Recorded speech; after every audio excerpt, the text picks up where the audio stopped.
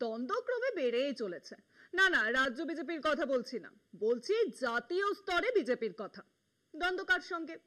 দ্বন্দ্ব আরএসএস এর সঙ্গে। ক্রমশই কিন্তু চড়া হচ্ছে আরএসএস আর বিজেপির মধ্যে ফাটল। মোহন ভাগবতের সঙ্গেও নরেন্দ্র মোদীর মন কষাকষি বেড়েই চলেছে। মুসলিমদের মন পেতে সক্রিয় আরএসএস। ইমাম সংগঠনের নেতাদের সঙ্গে বৃহস্পতিবার বৈঠক ভগবত হোসাবলের।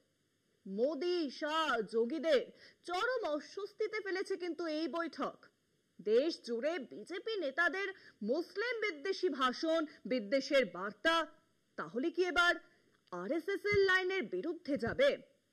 অন্যদিকে আরএসএস এর এই কর্মসূচিকে কোনোভাবেই মানতে পারছে না বিজেপি। আরএসএস এর সঙ্গে বিজেপির বিরোধ দিন দিন বাড়ছে। না, ঠিক আরএসএস বিজেপির সংঘাত নয়, বলা ভালো মোহন ভাগবতের সঙ্গে নরেন্দ্র মোদীর আকচা আকচি বেড়েই চলেছে।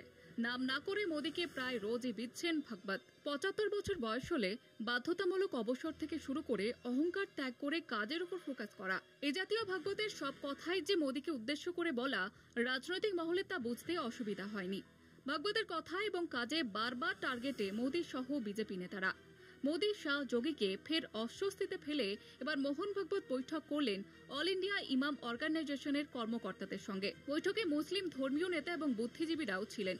দিল্লিতে এই বৈঠকে আরএসএস এর তরফে ভাগবত ছাড়াও ছিলেন দত্তাত্রেয় হোসাবলে, রামলাল, ইন্দ্রেশ কুমারের মতো সংঘের সর্বোচ্চ নেতৃত্ব। অল ইন্ডিয়া ইমাম অর্গানাইজেশনের প্রধান উমর ইলিয়াসের সঙ্গে মূলত হিন্দু এবং মুসলিম সম্প্রদায়ের সম্প্রীতি নিয়ে কথা হয়েছে বলে খবর। राष्ट्रीय स्वयंसेवक संघ और ऑल इंडिया इमाम ऑर्गेनाइजेशन का एक साझा संवाद कार्यक्रम हुआ। राष्ट्रीय स्वयंसेवक संघ को हमने निमंत्रण दिया था, तो आज उन्होंने उस निमंत्रण का स्वीकार करते हुए आज का संवाद तय हुआ। এর আগেও ইমাম সংগঠনের নেতাদের সঙ্গে 2022 এবং 2023 সালে বৈঠক করেছিলেন আরএসএস নেতারা। দেশের সাম্প্রদায়িক সম্প্রীতি রক্ষায় মোদী ব্যর্থ, এই বার্তা দিতেই কি ফের আরএসএস মাঠে নামলো? প্রশ্ন উঠছে। স্বাভাবিকভাবেই মোদী, শাহ, যোগী, হিমন্তদের চরম অস্বস্তিতে ফেলেছে আরএসএস এর এই কর্মসূচি, তাই অত্যন্ত তাৎপর্যপূর্ণ হয়ে উঠেছে বৈঠক। অন্যদিকে গত বুধবার দিল্লিতে আরএসএস এর শ্রমিক শাখা বিএমএস এর ৭০তম বর্ষপূর্তি অনুষ্ঠানে সংঘ প্রধান বলেছেন, অহংকার ত্যাগ করে কাজের উপর ফোকাস করা বরং অনেক বেশি জরুরি। বিজেপি এবং সংঘ শিবিরের বর্তমান সম্পর্কের প্রেক্ষিতে ভাগবতের এই মন্তব্যকে ইঙ্গিতপূর্ণ বলেই মনে করা হচ্ছে। বিভিন্ন সভায় মোদীর আমিত্ব ভাষণকে উদ্দেশ্য করে সংঘ প্রধানের এই বার্তা বলে ধারণা রাজনৈতিক মহলের। ভাগবতের এই কথাও ফের জল্পনা ছড়িয়েছে। বিজেপির শীর্ষ নেতাদের কার্যত পাত্তা না দিয়ে মুসলিমদের মন পেতে ফের সক্রিয় রাষ্ট্রীয় স্বয়ংসেবক সংঘ।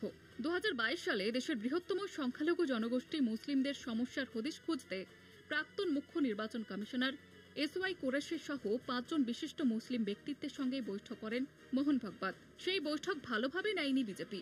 বৃহস্পতিবার দিল্লিতে অল ইন্ডিয়া ইমাম অর্গানাইজেশনের প্রধান উমর আহমেদ ইলিয়াসের সহ অন্যান্য মুসলিম নেতাদের সঙ্গে বৈঠকও নাপসন্দ বিজেপি নেতৃত্বের। আরএসএস এর এই প্রচেষ্টা নতুন কিছু নয়। আরএসএস তার সহযোগী সংগঠন মুসলিম রাষ্ট্রীয় মঞ্চের মাধ্যমে মুসলিম ধর্মগুরু এবং সম্প্রদায়ের বিশিষ্ট ব্যক্তিত্বদের সঙ্গে যোগাযোগ করে আসছে। এই কর্মসূচিকে কোনোভাবেই মান্যতা দিতে রাজি নয় বিজেপি। এবারের এই বৈঠক কিভাবে নেয় বিজেপি, সেটাই এখন দেখার। কলকাতা টিভি।